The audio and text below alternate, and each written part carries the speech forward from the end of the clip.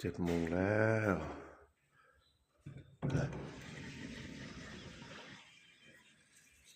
บ้านนายามเช้าหลังฤดูกาลเก็บเกี่ยวปี 68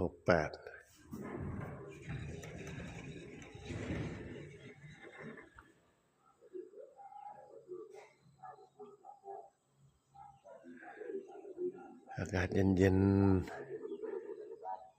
หนาว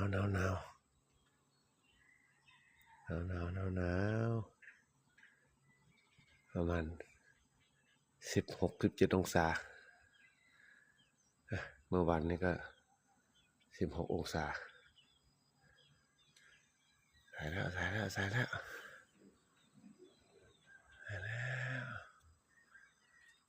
หลังเก็บเกี่ยว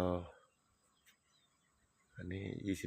23 พฤศจิกายน 2568แล้วบรรยากาศใกล้จะเข้าสู่ช่วงเทศกาลปีใหม่ปลายเดือนพฤศจิกายนแล้วหลังเก็บเกี่ยวก็จะประมาณนี้การเปลี่ยนแปลงไปตามกาลเวลาก็จะประมาณนี้